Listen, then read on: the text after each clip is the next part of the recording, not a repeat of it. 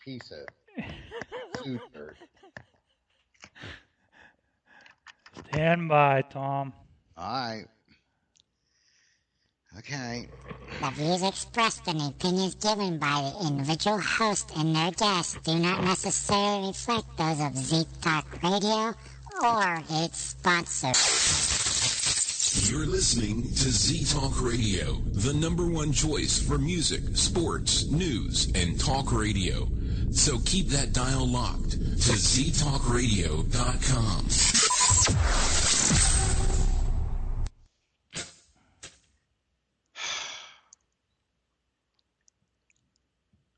Thomas, you there?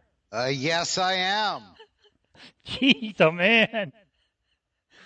I was going to play a song, but I think it's too late now. Oh, man, it's 10 after 7. I think it's, has to do with Friday the 13th, huh? I'm blaming on that. So. Huh? I think it has to do with Skype. Now, we got Tim, I don't know whether you can see it in the chat room. We've got some remarks saying one person's got no sound. One person says it's cutting in and out. Okay, tell them to Jackie says you did not deactivate the source. Jackie I did Chin not. Says that. Well, how's that when I did? I give up. I'm just a messenger, man. I'm reading you what they're saying in the chat room. It says we're on though. Jen says I can't hear you. No, tell them to refresh. All right. Jeez. Can you hear me now? Can they hear us now? Marshall Lee says I did. Jen says okay. How's that? Any better? I don't know. Zombie Palooza Jackie says, is the show playing now? A can or live? Whatever the hell that means. Tower, we're live. We should be streaming. I mean, your name is in the chat room, can't you see? Marshall Lee says, I hear now. Okay. Can you hear me, Marshall Lee? I'm glad they can hear us. She said yes. Okay. We were going to talk about paradrama, weren't we, Thomas? Uh-huh. What's been your experience with that?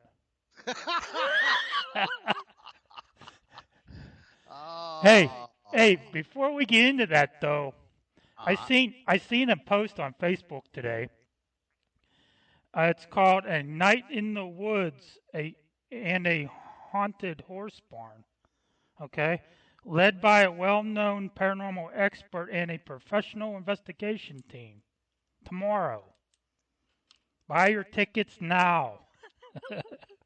Oh my! Is that what is it? What are they going to do?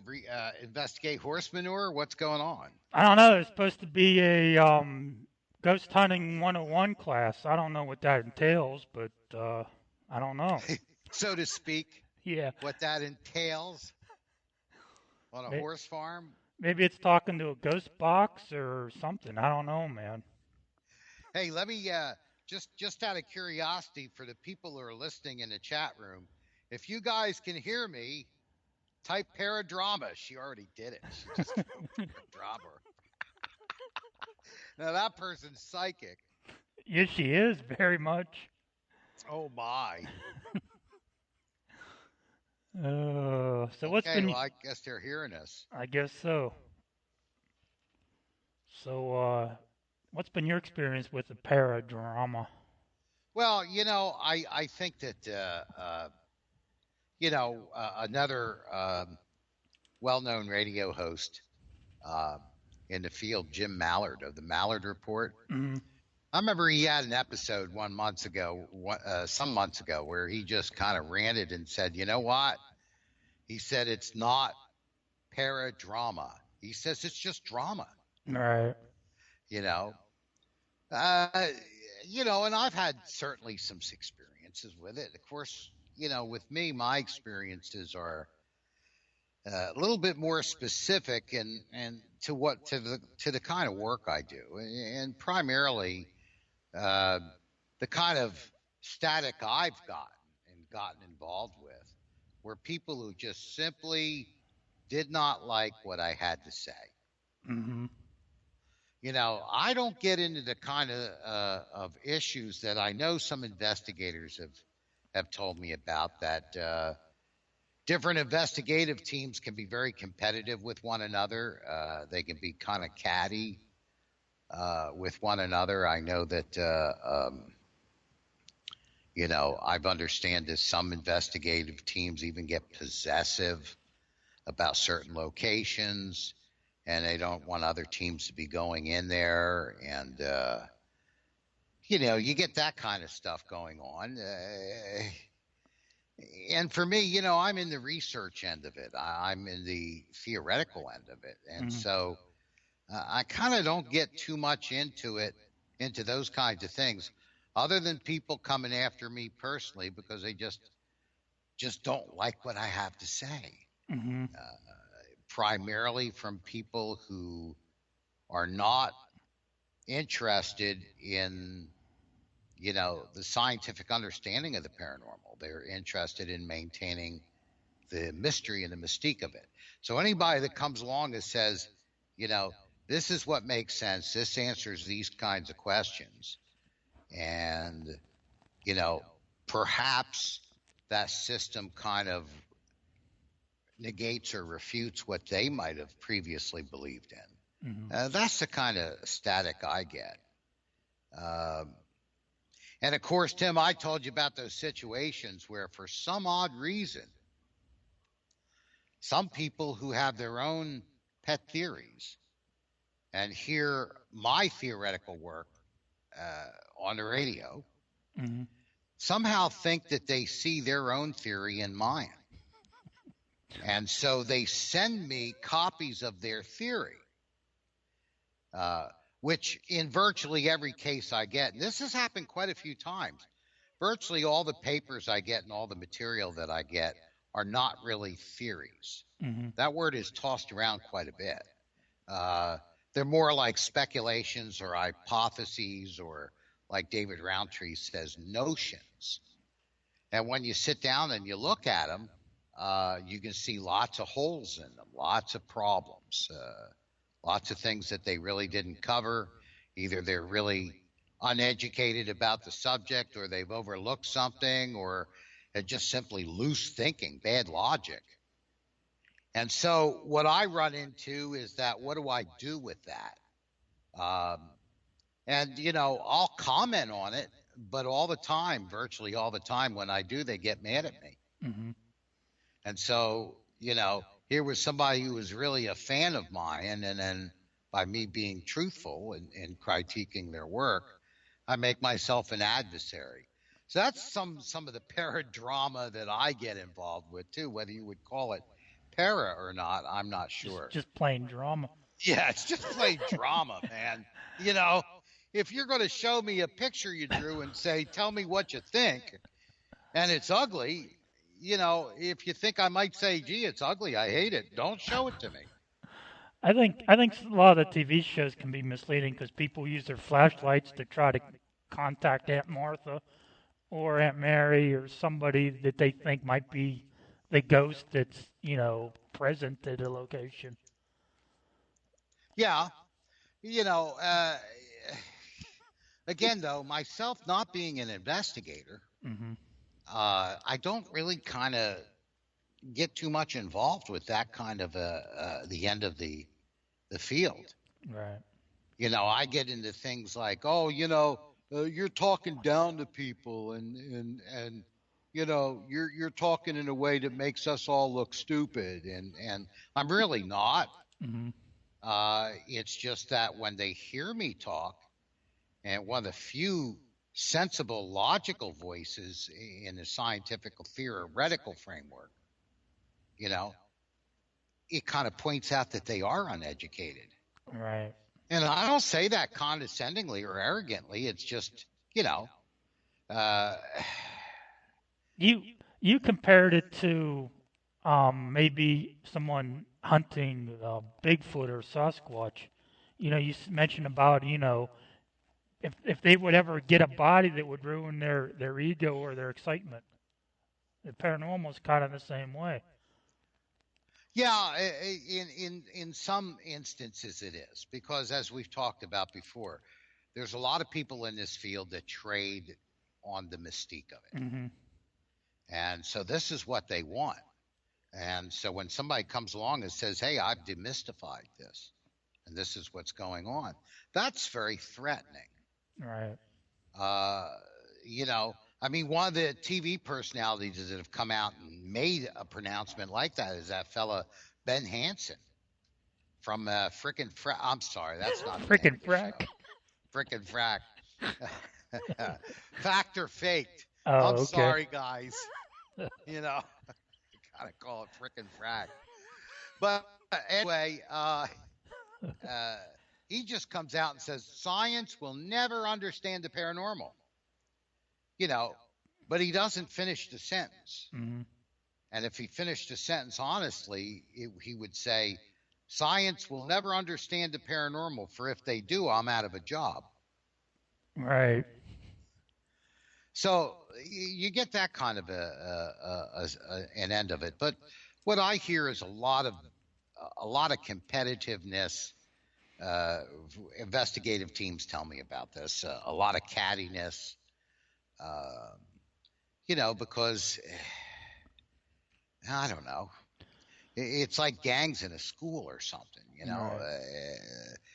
Now, not all organizations are like that. Not all teams are like that, but there's a lot of it out of there. Mm. And I think anytime that you get a lot of people with different interests and different motivations and different goals and different objectives interacting in the same club, so to speak, you're going to have factions, you're going to have drama, you're going to have all that kind of stuff. Right. I think a lot of my most recent experience with the paradrama or just plain old drama. Last year we did an investigation just 15 minutes north of here, and the client in the end wasn't happy with what I'd done, and he said that I don't help nobody, I didn't do anything for the family. Um, my psychic, so to speak, did everything and helped the family and stuff. Well, for one thing, I'm not into, contacting the dead or contacting a loved one. That's more of a psychic or a medium to do. My job is to collect the data and try to come up with some sort of reason why, if there is a reason why this stuff's happening. My after the investigation, my job was pretty much done. So she went off on her own and did her thing, and I told her, I said, there's nothing I can do. If you want to go and contact this person, this dead loved one, go ahead. My job is done here, and they were all pissed off and mad at me, and they're still causing drama on Facebook because of it. Oh my goodness. So I mean, it's been almost a year, and he's still going at it with me. So Well, it almost sounds like buyer's remorse. right. I think, though, that you have to, from my point of view, of course, I've been in business Hmm. uh, most of my professional life. Uh, and so I guess for me, were I to approach it, I would have some very specific contractual things Hmm. on paper that anyone who I was going to investigate for, I'd have to sit down with them and have them sign this. Say, this is what we're going to do. This is what we don't do. This is what we warrant, so to speak. This is what we don't warrant. Certainly, I mean, anytime you see any one of these para TV shows where they're investigating somebody's house or property, you best believe they got like a 2-inch stack of contracts sitting on a table that person has to go through and sign before they even show up with cameras. Mm-hmm. So, to me, that's something that doesn't necessarily specifically have to do with the paranormal. Mm-hmm. It has to do with, you know, even the best companies, they're not going to have 100% satisfaction. Right. And the people that are unhappy are going to make noise. And if they can make noise on Facebook, if that's an outlet, they're going to do it, Yeah. It's one of what you're talking about, Tim, is one of the issues that David Roundtree and myself, talk about from time to time. And that is actually a professional standard in the paranormal. Mm-hmm. And we really don't have any.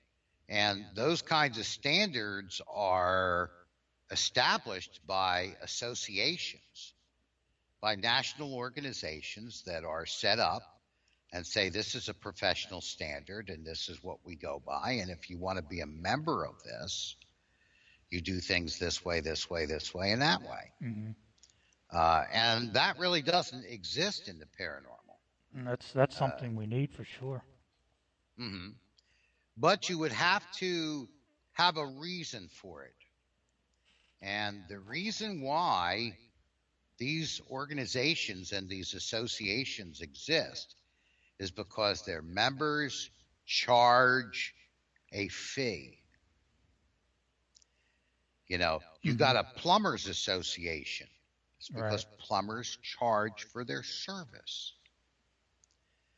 When the service is offered for free, there's no reason to have an association. Because you don't have to have a standard. You're not charging. A client who is going to pay a service provider expects a certain level of service. A client who's going to have somebody come in and do it for free, that's a completely different standard. It's like somebody was going to help you fix your barn or something, and they didn't do it right, and they were just doing you a favor. What are you going to do? You can't sue the guy. Right. He was there doing you a favor. If it's all screwed up, somebody would say, well, gee, you should have hired a professional. But in the paranormal investigative field, they don't charge. And if somebody was going to say hire a professional, by what standard do you judge a paranormal investigative team as quote unquote professional? How do you do that? By what standard? Ghost hunters? Ghost hunting 101. I guess. I don't know. Maybe the plumbers, that's what it is. I mean, they started that, the Taps family, and so some of the, the investigative teams, some of the teams have become Taps family members. Well, what does that mean? Yeah, really.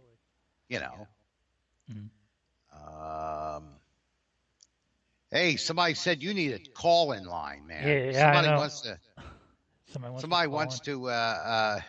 She says, "Can you see me, Tim? Because I can't see you, or I can't hear you." I can see and hear her. It's called speakers, Jerry. Turn them on. Oh my, awful. Anyway, so when we talk about paradrama, some of the drama has to do with the way that the community is. It's just that's the way it's set up. It's a free-for-all. It's like I talk about a bunch of people getting together and putting together garage bands. Mm-hmm. My band's better than yours, and we're going to have a battle of the bands, and we're going to be blah, blah, blah, blah. And there's no standard. At least in that, somebody could listen to your band and say, hey, your band's good, or your band sucks. At least there's some standard. But the general public, they don't really have much of an idea of what a paranormal investigation should be. Mm-hmm. And when it comes to the teams, they each have their own standard, their own idea. Well, we're of the ghost hunters school, or we're of the school we follow Zach Bagan and do it his way, or we do it this way, or we're a part of this, we're associated with this group and this particular person, I see them all the time, where I see all these paranormal investigators that have these schools, or they wrote a book. Oh, we do it this way, and this is how you do it. And this person says you do it this way, and this person says you do it this way. And somebody gets a hold of their book and reads it and says, well, we're of that school. This is how we do it. And they're all different. So, what's a client supposed to think? Right. Unless, they see it on TV, and what they see on TV is, entertainment, so they expect, that's what they're going to get. And it's not always that way, or that's not how it should be. They invite their friends over, their families. They have beer, they have pop, they have pizza, and you're the entertainment, so they have a big party for the night. Marsh is saying they should learn from each other, share knowledge. Right. It's like, why? I guess they got to get rid of the drama first before anything else. Well, when I said why, I'm actually kind of saying it sarcastically in a way. Right. I've got a paranormal investigative team. I do it this way and that way. Why should I share knowledge with that other team? What do they have that I need? And the other team's the same way. Well, what does that team have that I need? Why should I want to know what they do? Right. Why? In other words, the answer to that why is what the problem is. Because in the end, there really is no established reason why the one team should share something with the other. Because of para-unity, we all sit by the campfire together and sing Kumbaya. Right. Ed said the problem is the situation is so variable. There's, so many different ideas and everything in the field. Well, yeah, that's exactly what I'm saying. There's absolutely no standards. Right. And, after a lot of thought and a lot of very conscientious and meaningful conversation, the conclusion that I've come to is that the reason why is because a fee is not charged. How far is David with that putting that organization together? Have you talked to him recently about it? That poor man is so busy. Yeah, he just got married, didn't he? Oh, yeah, and you ought to see the things that are on his plate. It's very difficult for him to do it. And, of course, he's been struggling against this for decades. And a lot of things he kind of just gave up on, shrugged his shoulders. I certainly know that my appearance on the scene has definitely given him a shot in the arm. He certainly gave me a shot in the arm. But still, when it comes down to it, it's just it's like trying to get a riot under control. How do you do it? Where do you start? Who do you shoot with the beanbag gun first? It's like a riot. It's a free-for-all.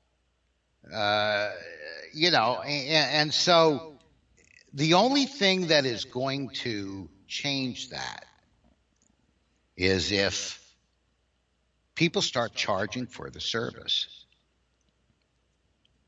And just when you start thinking about that, that brings in all kinds of considerations. Suddenly, when you think about it from that perspective, everyone starts asking the right questions. Like, well, what should a client expect? And what are we going to offer? Since we're going to charge a fee, what is it specifically that we're offering? And what is the client's expectations? And what is the value that we're delivering? And how do we form some sort of an organization that sets up a standard and say, like, here, I'm a member of the Plumbers Association, or I'm a member of the bar, I'm a lawyer, or I'm a doctor. I have a certification. I'm also a member of the American Medical Association. And so these are standards by which they're credentials. And we say we are credentialed, and this is how we're credentialed, rather than having a certificate on the wall and saying, I passed Sue Smith's psychic wigwam course. What in the hell does that mean? Right. You look at all these guys, there must be thousands that give courses on paranormal investigations, and then they give you a certificate. Some of the smarter ones legally, you'll read somewhere in their material, this is for entertainment purposes only. Right. Otherwise, they're going to get sued. Mm-hmm. So as soon as you start talking about charging a fee, all the correct questions begin to get asked. Then it's important to let the client know this is what you can expect from us. This is what you shouldn't expect from us, like in your situation. And we are accredited by such and such and such. That's a recognized organization. Otherwise, what are they getting when they pay you? And why should they hire you instead of another team? They're getting a DVD copy of the footage that you got. Yeah, but when you're not charging anything, there's no standard, and there's nothing, and this is never considered, there's people out there that still feel, oh my, if you charge if you don't do it for free, that's somehow unethical. Mm-hmm. What are you, flipping nuts? I like these guys too that are out there. They claim they can remove a demon. They can guarantee it. Yeah, you try getting a certification for that. What if the demon isn't removed? Shouldn't they be able to sue you? Mm-hmm. Because you allege that? Yeah, if you say you can guarantee it, then you ought to be able to guarantee it. They're putting themselves in a pretty bad situation when they say stuff like that. And what can they sue them for? They didn't charge. Right. So they can't sue them for, compensation. You see what I'm talking about? Uh-huh. And so it leaves all these amateurs out there to do whatever it is they want because they're, quote unquote, doing it for free. And this is one of the big problems. Then you get some of this paradrama that comes in through bragging rights. So we got the best EVP, and your EVPs are no good. And we investigated this place, and we did so much more better with our evidence than you did, and this and that. But if you guys were charging, and this was a professional service, all of that would go away. Right. Because it wouldn't be about who got the best EVP. It would be about who provided the best service. Yep. Was that client satisfied? Yeah, and if you get past a certain area, if you start dramatizing past a certain line, then you harm the entire industry, including yourself. Now, right now, it doesn't matter whether you give the paranormal investigative industry a black eye. It doesn't matter because nobody's charging. So who cares? Right. But if people were earning money this way, then there would be an incentive for professional paranormal teams not to go past a line that would give the field a black eye because it's going to hurt them too. Mm-hmm. Exactly. So, it's like, hey, right now it's a big party. Big old party out there, man. Jerry says this field is getting crazy. Getting, it's always been. You're entirely too generous, Jerry. You're much too compassionate. Now it's just stupid. Yeah, you're right. That is an accurate statement. And when you look at when you think about someone from my point of view, my perspective, Mm-hmm. that I take paranormal phenomena very, very seriously. That body of evidence is a fundamental part of my theoretical cosmology. But in that place, I'm from the outside looking in. Right. And when I look in, I see a zoo. It's a circus. It's a carnival. And you get I always joke around that I never get invited to Paracons. And the reason why I don't get invited to Paracons is because I'm not part of the la woo woo that sells the tickets. You're not a para-celebrity. I'm not a para-celebrity. I'm not peddling metaphysical bullshit. Voodoo. I'm not reporting about the latest gook and spook sightings. I saw a gook. Well, I saw a spook. Oh, really? That's really cool, man. And that's what it's like. It's like a bunch of kids in a crowd, jumping up and saying, "Look at me! Look at me! I wonder Pay attention to me!" Thomas, I wonder how they come up with this haunted horse barn. That ought to be interesting. What's in there? Ghost horses or something? I mean, we back to the horse's tail again? Yeah. It's a bunch of horse sense. Jerry said, I agree, it's a circus, but money isn't going to change that. Jerry, I disagree. If it's in the context of what I'm talking about, that people begin to charge professional fees for these services, it would change the whole genre. And then you would get some people that were coming in that were doing really professional work because they understand they have to meet a certain standard to get to earn a fee. And the client would have expectations of certain things instead of just getting, so desperate. Hey, I got chairs flying around the room all the time. I'll let Bozo the Clown in if he's going to help that. It would change things, but it would take a long period of time, and that certain organizations charging fees would eventually bring about the kinds of national organizations and standards that all other professional fields have, evolved into by charging a fee. Thomas, I'm going to take a little break here. I promised my cousin that I would play one of his heavy metal clips because he's going to be with the band tomorrow night performing, so I got to make sure I play that before the end of the show. So, do it, dude. All right. You're listening to the Supernatural Realm radio show with my guest, Thomas Fusco, on the Z-Talk Radio Network. We'll be right back right after this.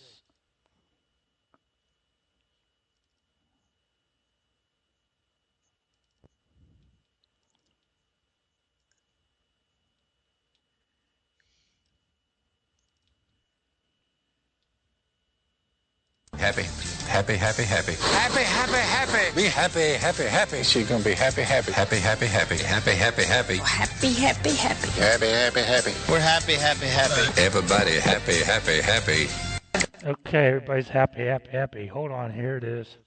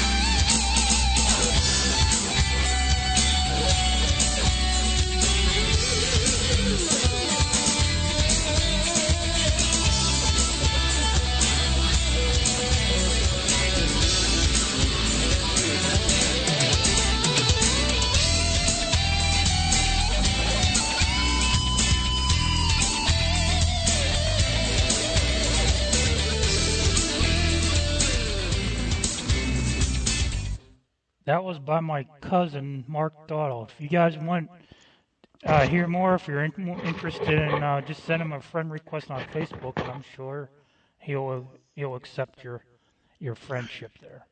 So we're back, Thomas. How you doing? Oh, very good. What'd you- Let's talk about some of the things that are going on in the chat room. Okay. Because you wanted to have this interview, this episode about paradrama. Right. Do you see it all unfolding in the chat room? Oh yeah, I see it. Well, you wanted paradrama, bro. You got it, man. All right, let's talk about some of what's being said here, because a lot of it's very illustrative of the point I'm talking about. Mm-hmm. And before I continue, I want everybody to know that I am not speaking condescendingly. What I am saying is something that I believe would be of great help to this field and would help advance this field to a professional level. And since I've been a professional all my life in business and organizations, I'm talking from a place that I am familiar with. And another thing I want to make clear to people is what I'm speaking about has to do with trades, has to do with accreditations, has to do with business. It could be paranormal, it could be anything else. So when people are saying, oh, this in the paranormal and that in the paranormal, I disagree with you. I am speaking from a business and commerce and organizational point of view. We just happen to be talking about the field of the paranormal within that context. See if we've got time to get some of this. I'm scrolling back and seeing if I can see where this is. Where it started. Where it starts, yeah. Here's one. All right, we're going back even farther because there was a lot of dramatic stuff being said here. Okay, let's see. I'm not a showboater, whatever that is.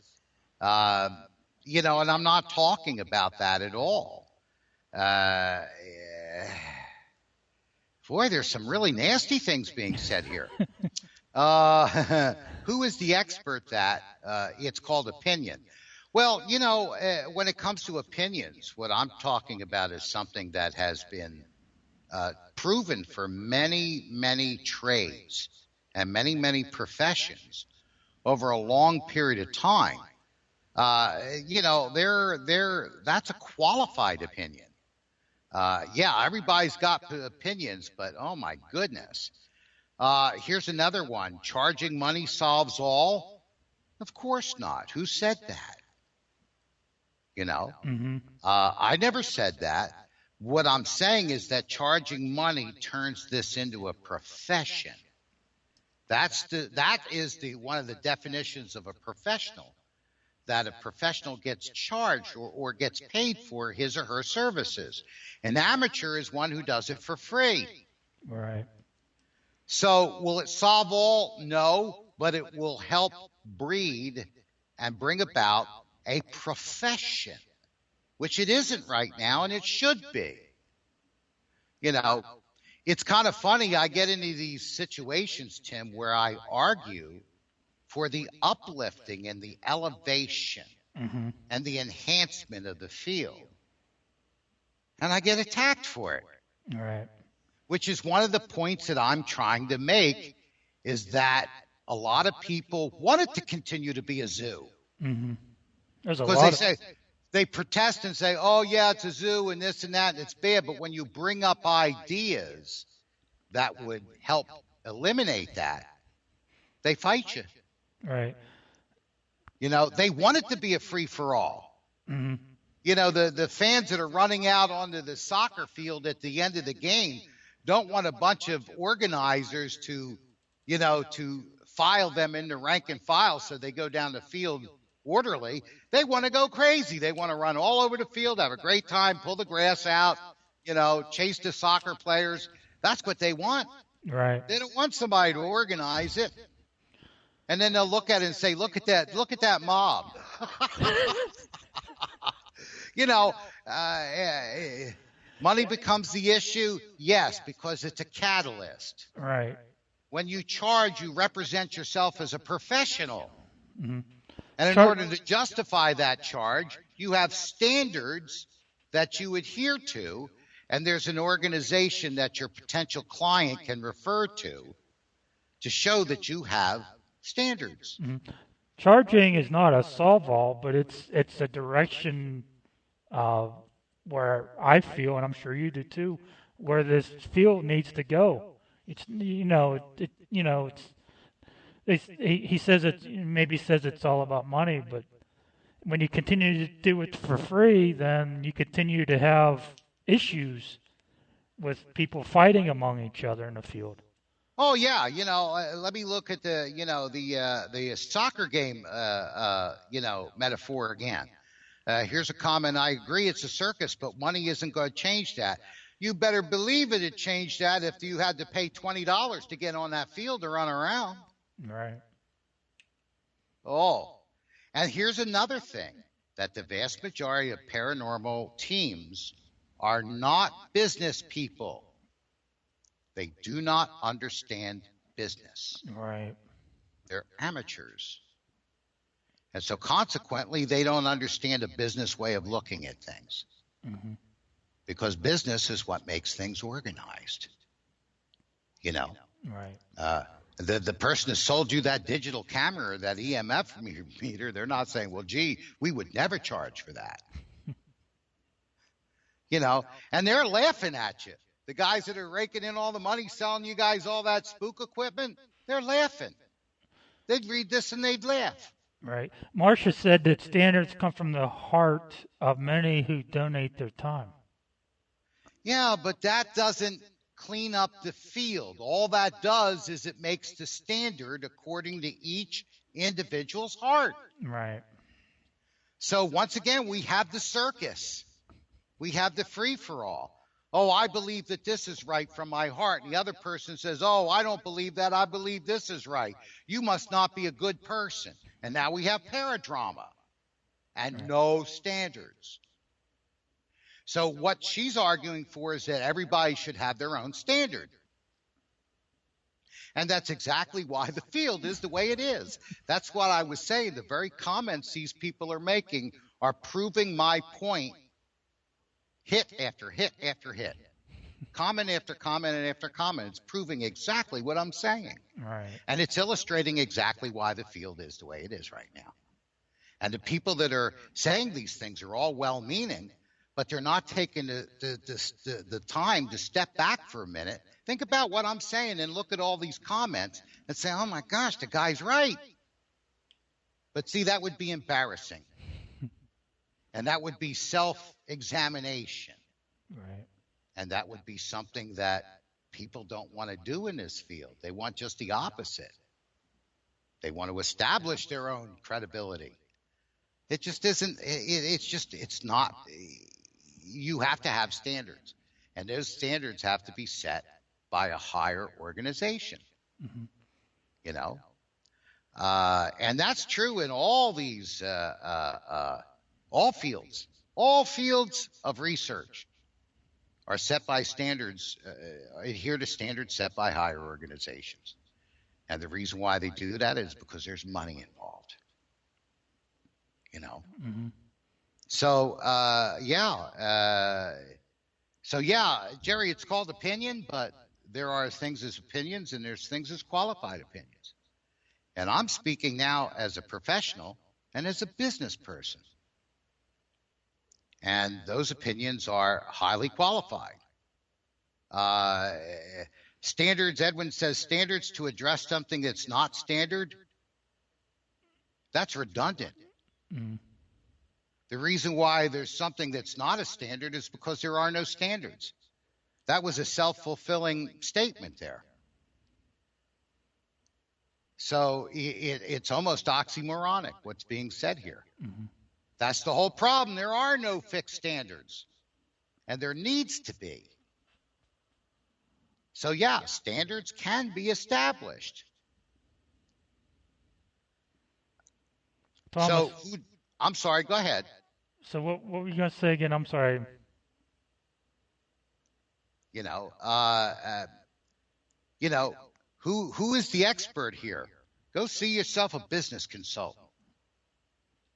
And that business consultant would tell you the same thing that I'm telling you about any field. It's like the subject. I guess it's all opinion and judgment. No, it's not. Mm-hmm. There are standards. If you go into somebody's house and knock over a 500-year-old vase, you're liable for it. That's not an opinion. That's a legal standard. Why is it a standard? Because there is money involved. Jeez. Thomas, we got about 4 minutes left. Is there anything you want to say in closing? We need to continue this. That I haven't already said? Hey, guys, I love you. The guys are in the chat room. God bless you. I love you. Thank you for being engaging and interested enough to get involved. But I ask you from the bottom of my heart, from my own standard, think about what I'm saying and what I've said, and then scroll back into all these comments and take a careful, objective, neutral look at them. And you'll see that what came out of this chat room was a perfect illustration of exactly what I've been talking about. So are we going to be part of the problem or part of the solution? If it keeps continuing to go in the direction it's going, then I don't see a solution to the problem. But that's just me. Oh, I'm pompous now. Hey. Didn't we just talk about this early on? See, when you say something that makes sense and they can't really argue the merits of the points, they always go after the messenger. That's what it is. When they can't argue their point, they'll try to make the messenger look bad and call them names and all of that. And that's really... I knew this would be a controversial subject, but I didn't realize it was going to light up this much. Well, when people can't argue the point, they start attacking the messenger. That's what they call poisoning the well. It's an underhanded way of doing it, and it's all that they can do because they can't really argue the merits of the case. Mm-hmm. And that's a shame. But I'm used to it, man. Yeah. I appreciate what Marcia does. She's a good friend of mine, and she gives away, medals and rosaries to people who need help, and she's helped my family out tremendously. But she's not a business person. She just does it out of the kindness of her heart. So there is sort of a difference between kindness and business. And, but we're talking about the state of the field. Right. We're talking about the state of the trade. Right. There are good and bad eggs in all groups of people. Just pick 1,000 off the street. Right. You'll have the same thing. What we're talking about is for the very health and the integrity of the field. And that involves a lot more than just one individual and one individual and one individual. It's a collective effort. Yeah, I think everybody just needs to come together and come up with a solution to the problem, because it can't go the same way it's been going for years. Oh, it can, right? And it probably will. Probably will, right? But its reputation sinks more and more with each passing year. Mm-hmm. It becomes more of a comic, right. a sideshow. Right. Well, Thomas, I think we're going to have to end the show here. So it's we're right on our hour, so we're going to have to end it. Maybe continue this at a later date. So. Oh yeah. Be sure to bring your asbestos underwear, dude. I'm telling you, man. But thanks, everybody, sincerely from the bottom of my heart. Thank you very much for being here, and thanks for getting engaged and commenting and all that. I'm serious. Thank you. You are listening to the